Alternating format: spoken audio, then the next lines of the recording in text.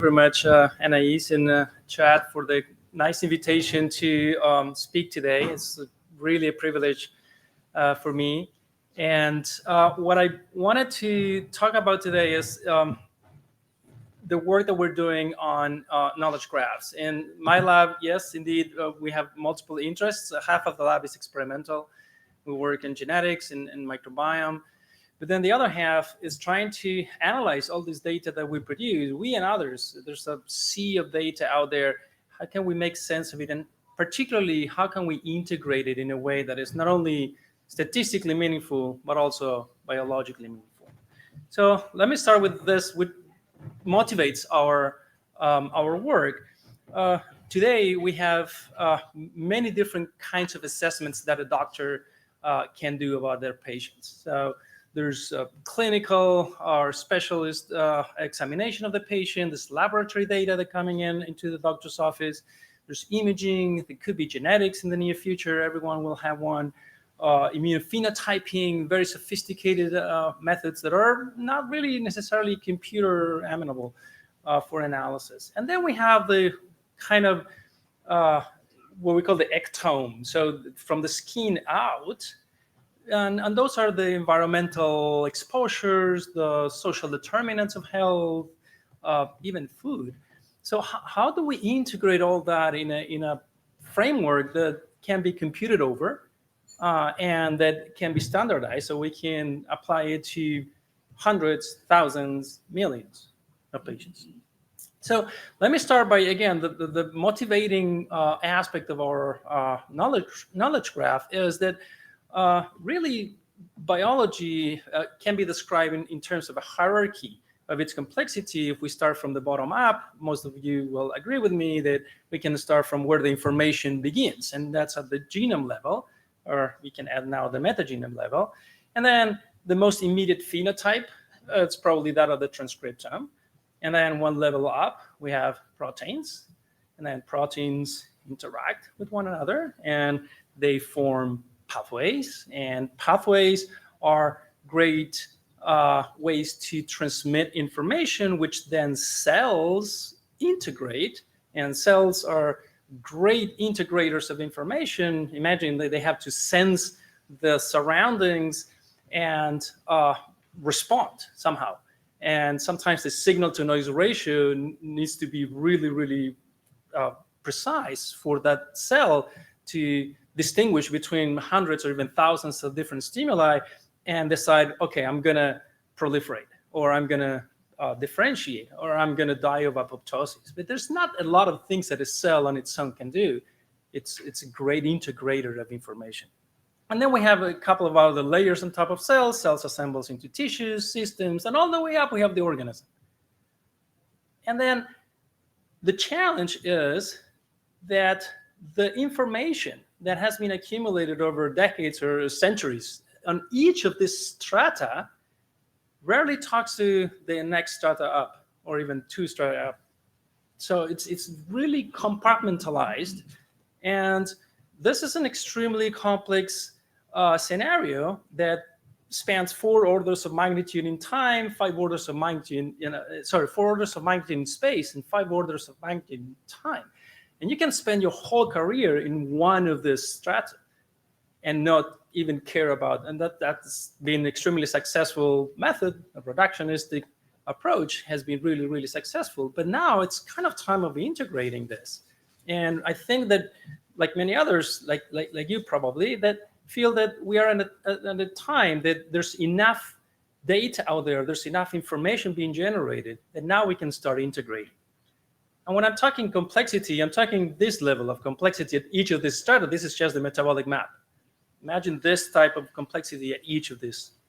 So we really subscribe to the paradigm described by Russell Ackoff 35 years ago, that data can become information, and that information can become knowledge. Not necessarily, but can. So what is data? Well, data is primary results of an experiment. They're devoid of any synthesis, devoid of any contextualization, primary figures, numbers, so on. Then if you accumulate enough data, then you can synthesize it and you can contextualize it into information. It might take 5 different experiments or 10 different experiments of doing pull down precipitation of proteins to say, okay, this protein interacts with this protein. Eventually, that's the piece of information. That triple can be encoded as a triple, and then you can build that, and you can create a network of facts, a network of information facts, not of data. And then that information may become knowledge if you're able to connect it, if you're able to know the connections from one way from point A to point B. And that's what constitutes a knowledge graph. Then this paradigm can be extended to insight, if you know exactly how to go from point A to point B, wisdom. Some people take it too far.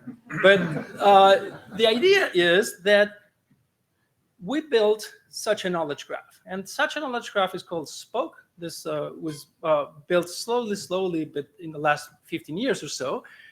And the idea is that we download databases and integrate them. Publicly available databases, because databases do that job from data to information. They synthesize data and then expose it in form of information. So if we can download that information and link it, then we end up with a knowledge graph. And in the case of Spoke, Spoke contains information from, right now, more than 50 different publicly available databases. The total number of nodes, I think, is in the order of 35 million, about 150 million relationships of close to 100 different types. So whenever you see a gene, so this is the metagraph. Whenever you see gene here, that means we have every single human gene, and I cannot find my pointer. You see it? No, okay, I see it here. So whenever you see gene, that means every single human gene. Whenever you see protein, well, every protein encoded by each of those genes is represented. Then there's a protein-to-protein loop that represents protein interactions. Then proteins go to, some of those proteins are enzymes that catalyze reactions. So the compounds that are being catalyzed by those reactions are represented. More than 5 million compounds are in Spoke. Then you can go to the other side. You have diseases. Every single disease is represented. Genetics databases are used to do the transition between genes and disease, or the relationships between genes and diseases.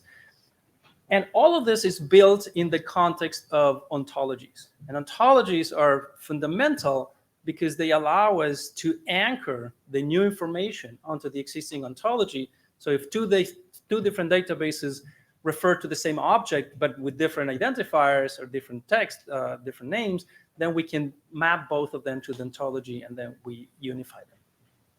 So what do we do with this? Well, a number of applications. And this is kind of what we call the current Spoke ecosystem, that we have done COVID work with this. We can do drug discovery, drug repurposing, work in genetics. But today, I'm going to show you a couple of examples on precision medicine, and a little bit towards the end, I'll show you what we're doing with LLMs. But before, just a couple of snapshots of what there's a URL that you can go to that will show you what is called the Neighborhood Explorer, that allows you to enter any node of interest, any gene, any molecule, any disease, any reaction that you're interested in, and then it will bring the neighborhood of that. And you can build from that one step at a time, or 2 steps at a time, or 3. Be careful, because it's a network. But in this case, if you, for example, just bring in the disease-to-disease relationships, you can bring the entire disease ontology in just one click. And this is 10,000 diseases colored by subtype, neurological, autoimmune, and cancer, and so on. And then you can zoom in and out. You can pick the disease that you're interested in, and then you can say, okay, now I want to know what genes are related to this disease, or what drugs are being used to treat this disease, or what other diseases resemble this disease, and so on.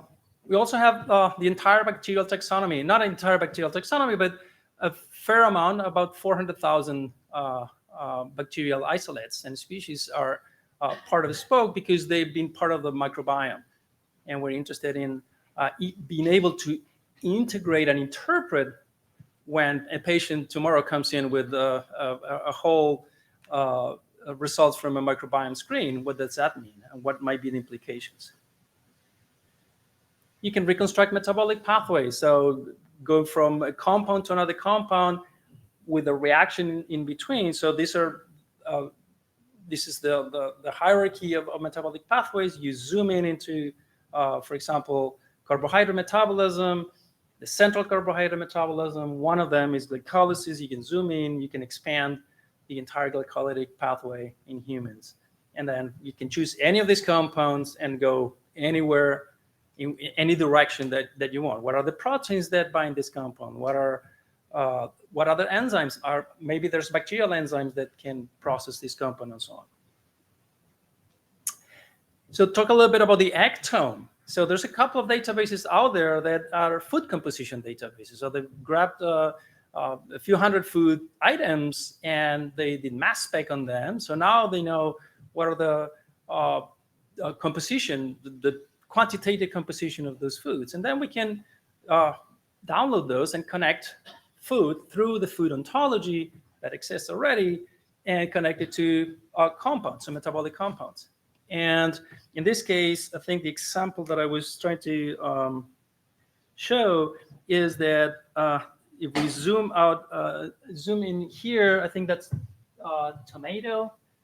And on the other end is some of the compounds that are highly contained in tomato. And you can see that there's glucose and tocopherols and riboflavin and vitamin A and so on.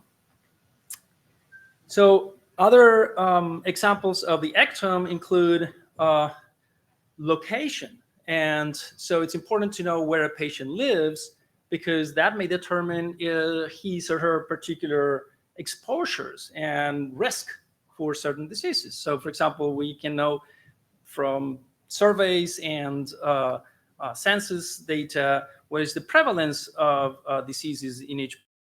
I'm showing the prevalence of asthma in San Francisco. Then we also have access to databases that contain the toxic release inventories from the EPA. So if there's a big deposit of arsenic near your house, you may want to know, or if you go to the doctor and the doctor knows that information, that can be important. So in this case, a number of compounds, whenever they are found at higher than considered safe levels, then they're reported here. Then even social determinants of health. So what is the rate of poverty in a particular county, or what is the educational status, or whether there's a food desert in that particular area, or so on. So more than 1,500 variables. So what do we do with this? So one of the examples that I want to show you is what we call applications to precision medicine. And we're making use of an algorithm that we call this towards explainable AI for health. And what with this is one of my graduate students a few years ago, she developed this, Charlotte Nelson, she developed an algorithm to be able to embed individual patient information on the left-hand side with the spoke knowledge graph on the right-hand side. The spoke does not contain patient information. It's only textbook, database, general facts. But if you have access to a database of patients, a few thousand patients, or a few million, like in our case, we have 6 million electronic health records available for research from UCSF Medical Center. You may want to have a system where you can interpret the information for a patient in the context of the graph, and then have that available in a computational efficient manner, so that you can, for example, train a classifier to see, can I detect a particular disease, or can I predict what the treatment effectiveness is going to be for this patient, and so on. So in this particular example, we extracted from the database of more than 2 million patients This was at a time when we had 2 million records. We extracted all the patients who had a diagnosis of a disease that we were interested in, multiple sclerosis. So in the top half, what we created is we identified 5,000 patients with multiple sclerosis, and that in their records, there were multiple entries of the code for MS. And those are those red symbols. So multiple entries, because we wanted to make sure that it was not a fluke of the system, that there was one. And so we wanted multiple records, multiple evidence that the patient was diagnosed with MS. And then we went back in time and created different cohorts of those patients, but up until 1 year before the diagnosis, 3 years, 5 years, 7 years, and so on. And then we created another cohort in the bottom with individuals who were never diagnosed with MS, and we had hundreds of thousands of those, and did the same type of cohort creation. And then we embedded all of these patients into Spoke, and we created a classifier to see whether the data or the information from those patients before a diagnosis was any different from individuals who never developed the disease, and how early can we find those differences. So what you can see here is the performance of a random forest classifier 3 years before diagnosis. It was 83%. So with an 83% accuracy, we can tell 3 years before diagnosis of MS was done, which is not clinical grade diagnosis, but it's pretty good. Because if you see someone in the primary care clinic that resembles this profile, you can probably send it to a neurologist to get an MRI done. So good. So similarly, we apply this also to another chronic condition, Parkinson's disease. And we did exactly the same approach. We have a few thousand patients with Parkinson's. We created the cohorts. But here what I want to show you is the explainable part of all this. Because this is not a black box, because we know exactly where the information is flowing in the graph. So what we could do is we can trace where the information is flowing. For example, we can identify the node corresponding to Parkinson's disease in these patients, and then compare how much more important that node becomes to be patients versus individuals who were never diagnosed with it. And you can see that at 5 years before diagnosis, already the Parkinson's disease node was more visited, more important among patients than non-patients.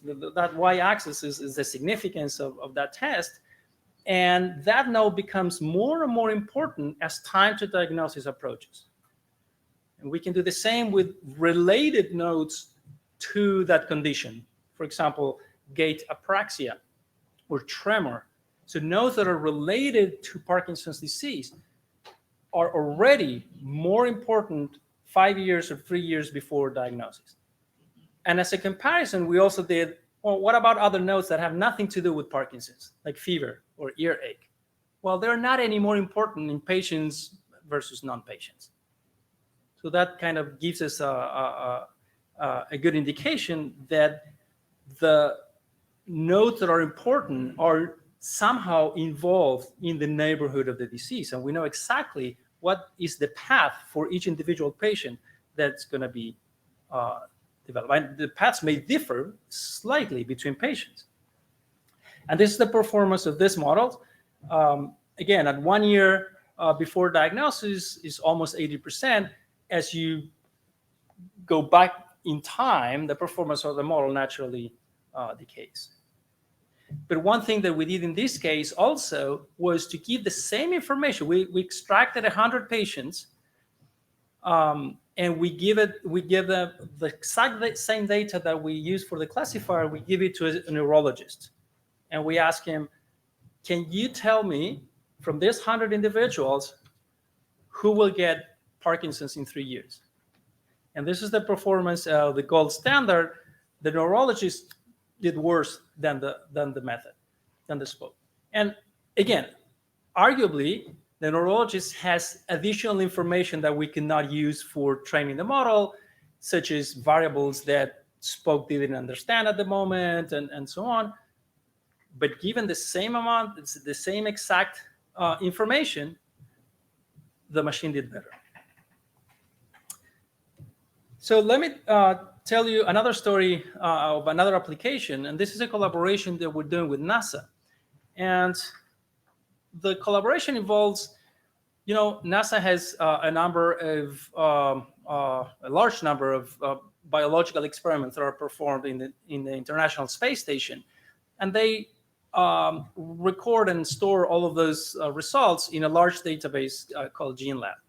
They have thousands and thousands of experiments done in model animals, plants, bacteria, yeast, mice, and so on, and all types of experiments. And this collaboration involved a cohort of mice that were flown into the International Space Station for 30 days, and then their gene expression in different organs was evaluated by RNA-seq.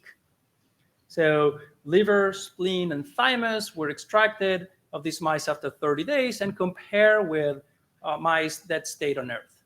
And the differential expression of genes was evaluated, and that was done by them. So they did the differential expression, the pathway analysis, and they could see that there were pathways that were upregulated, some were downregulated. What they wanted us to do is, well, since Spoke integrates all sorts of information across the layers of complexity, can you tell us, based on the gene expression patterns, what might have been the symptoms that these mice experience? And what might have been higher order phenotypes, side effects, and so on? So again, this is a simplified representation of the metagraph of Spoke. But you can see how if we enter from genes, we can score every other node.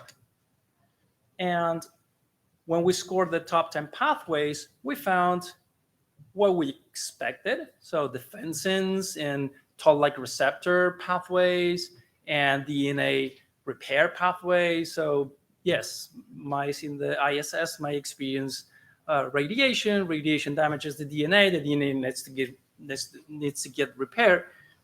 But when we look at the top 10 symptoms, we found edema, fever, and vision disorders. When we look at the top 10 side effects, we saw nausea, vomiting, diarrhea. And these were symptoms and side effects that were reported by astronauts when they're going to space. So NASA was super excited to see this and say, okay, now we want to analyze a much, much larger set of results from other experiments, and this is what is the source, the topic of an NSF grant that we have together.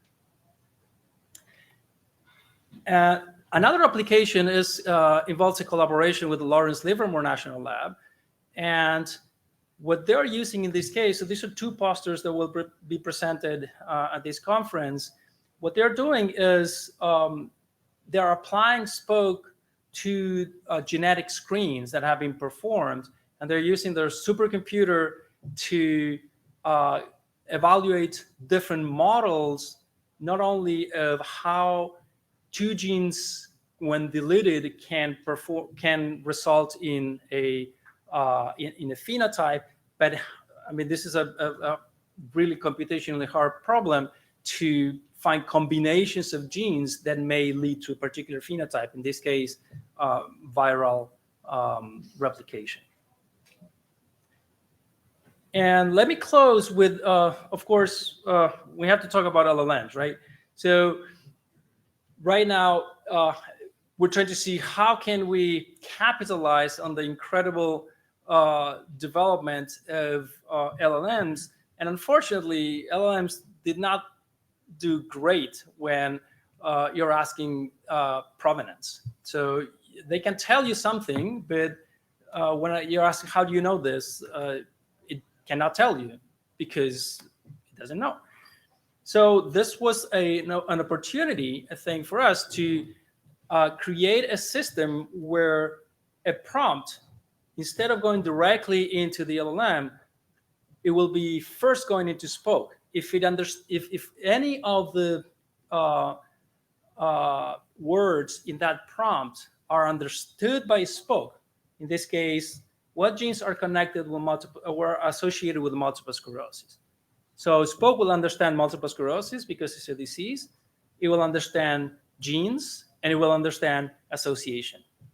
So with that information, the system called KG-RAG, so this knowledge graph retrieval augmented generation, what it will do is it will go to that disease, it will retrieve the gene neighborhood of it on the bottom right, and then it will feed it back into the LLM. So now I can answer with the provenance.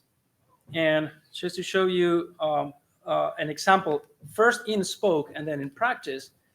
So if we go to Spoke and say, okay, retrieve all the genes that are associated, known to be associated with multiple sclerosis, there will be close to 200, inclusive of this gene here called PRXL2B. And then if we ask KG-RAG without Spoke, so if we ask ChatGPT,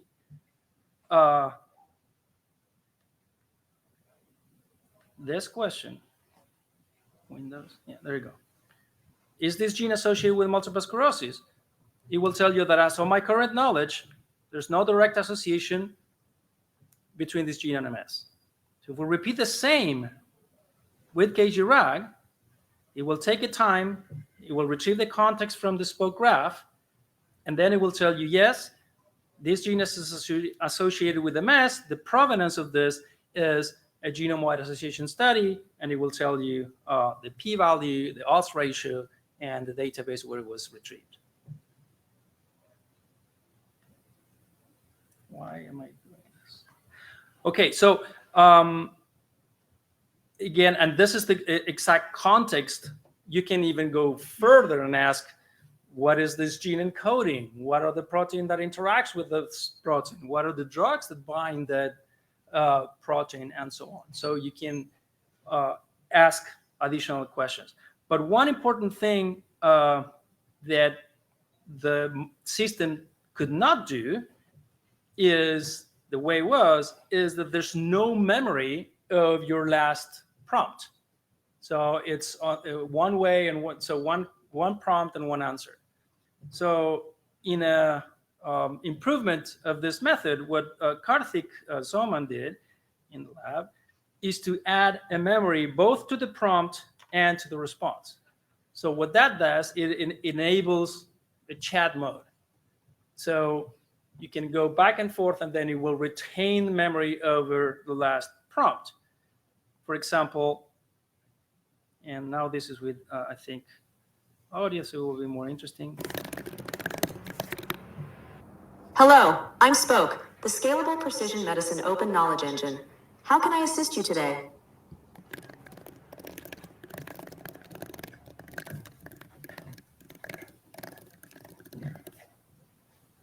The genes associated with phenylketonuria are PAH, SPR, QDPR, PTS, and PCBD1. Provenance, OMIM, diseases, HPO.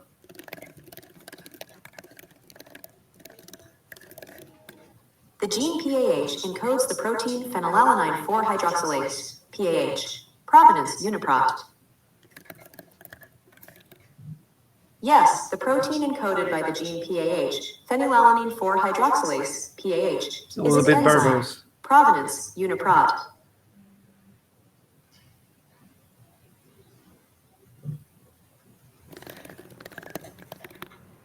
Sorry. Hello, I'm Spoke. Oops. So now we have to. L-tyrosine with the help of cofactors tetrahydrobiopterin or tetrahydrobiopterin. So this explains all the reactions that the enzyme encoded by this phenylalanine hydroxylase can catalyze. All right, have a good one. One. You can get Reaction. You get the point. L-phenylalanine plus tetrahydrobiopterin plus.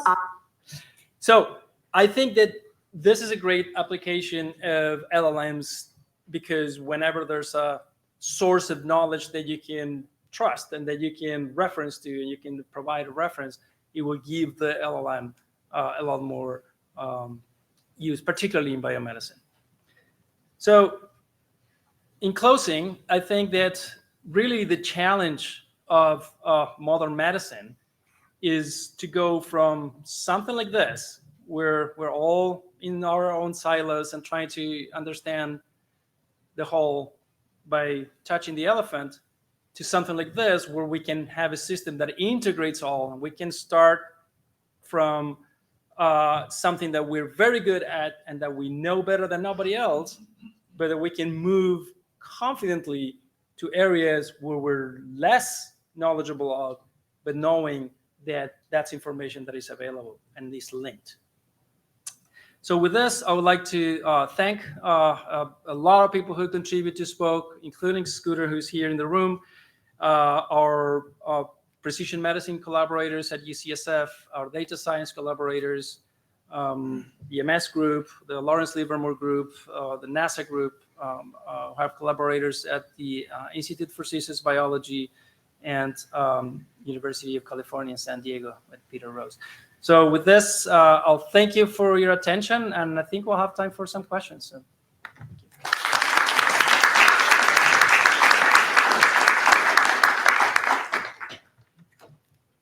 Questions?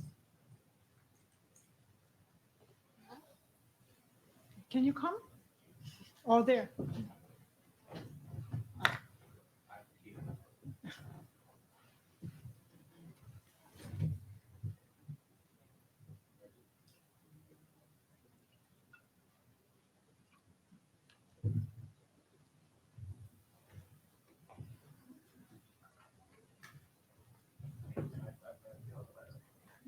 Have to walk. It was working before. So thank you very much. Beautiful talk. So I never work with electronic health records. So I wonder, I mean, when you integrate them with the Spoke and I mean, to get this predictive model for MS or Parkinson, so how important is the result of the analysis versus the fact that the analyses are there? So is the practitioners, I mean, is the information that the practitioners suspected something and then they ask for an analysis, or is the actual result of the analysis, which is what you should be able to integrate with a Spoke model? Yeah, no, that's a great question. It is as a result of the analysis. So for this particular work, what we did is we only entered laboratory analysis that were abnormal.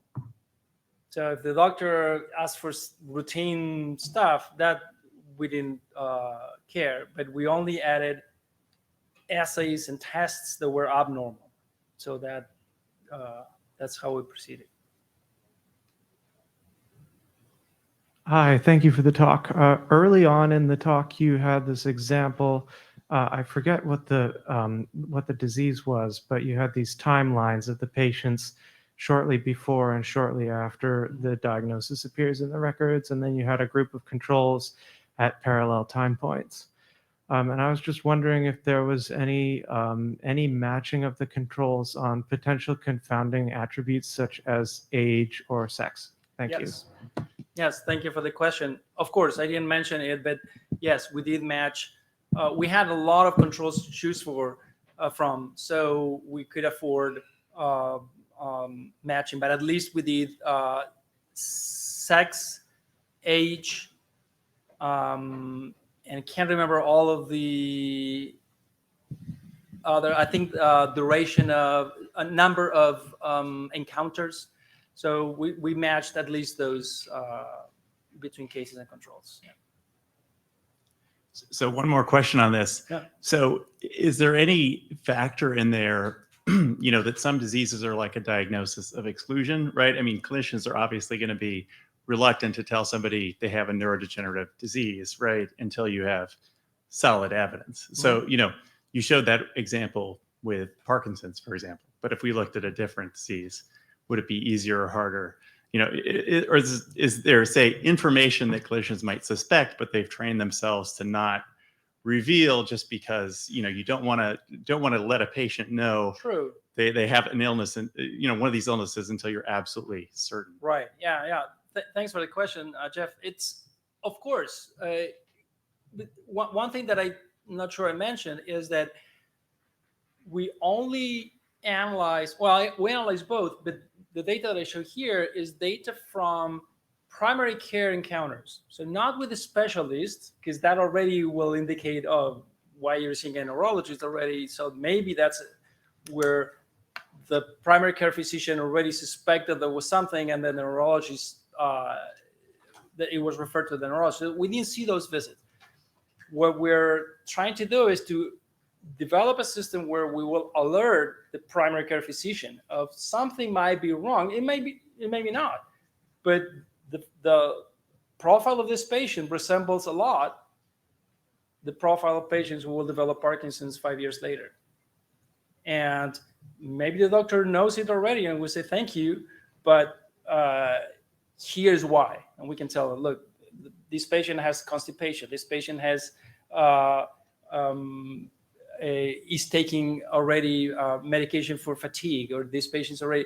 So all of those things may be unspecific, very unspecific on their own, but when put together, it might ring a bell. So that's where we're trying to do. And it's not adequate for every single disease. We focus on chronic diseases that are actionable. That's also important. So if you can start treating an MS patient early, then we know that the outcomes in the long term are better. So why wait? Why delay a diagnosis if it can be done early?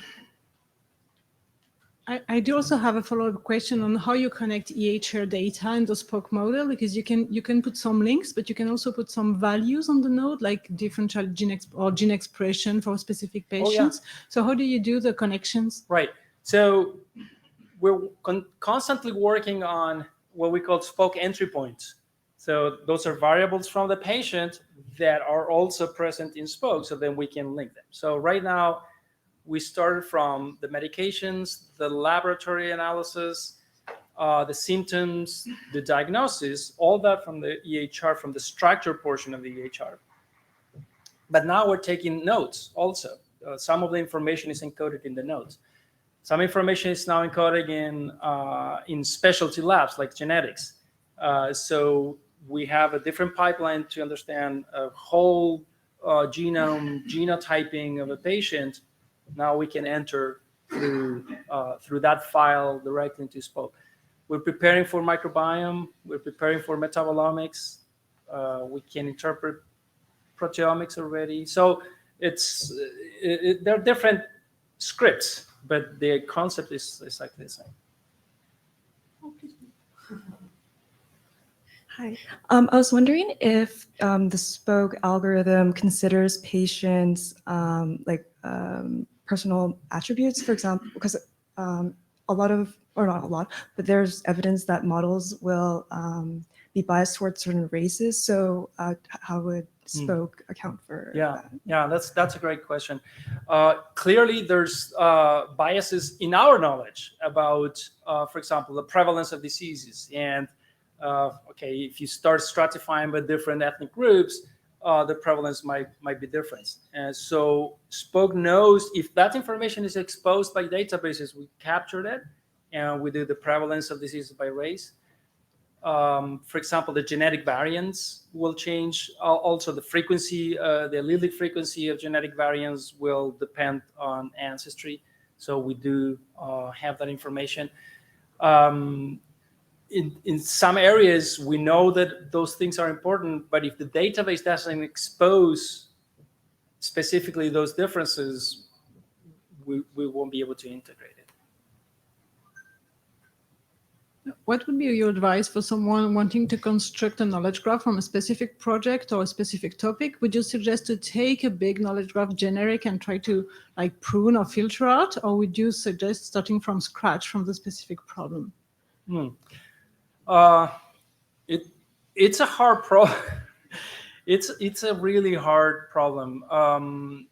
There are tools that will allow you to do it automatically, but in our experience, there's a trade-off between the practicality and the simplicity of being able to do it automatically. For example, if you want to construct a knowledge graph using literature, you can, and that's very easy to do.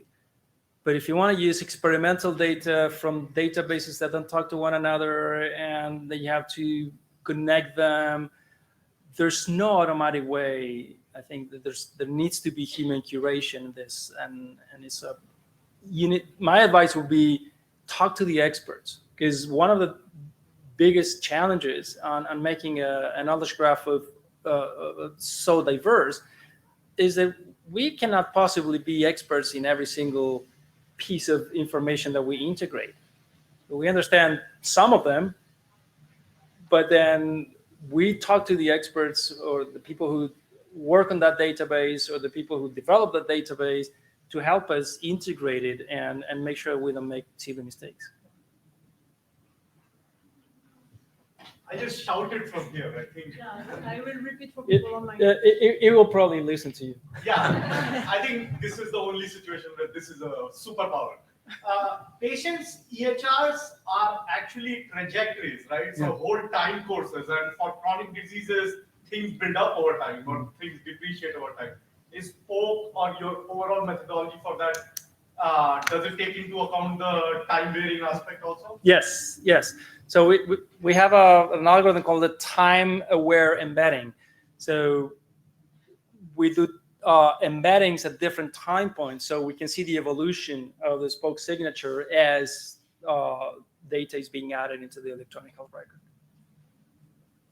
Quick question. Yeah, last one. Okay, thank you. Thanks so much. Beautiful talk. Would like to know if it's any API or something available that it's possible to quickly access. Yeah, there is an API. Fortunately, I didn't write the URL, but if you go to our webpage, you'll find the API. It's this Spoke Neighborhood Explorer is a graphical user interface, but also an API. Hello, great talk and great work. Thank you very much. I'm curious about the embeddings. You talk about the embeddings all the time and these join embeddings. How do you do the embeddings? There are many ways, right? Yeah. So I didn't talk much about it because that was described in a paper that we published in, I think it was Nature Communications in 2019. But essentially, what we do is we identify points in common between the patient information and Spoke, those are Spoke entry points. And once we identify those, then we launch a, essentially it's a random walk with restart. And at some point, we score every node in the network based on the time that the worker spends in each node.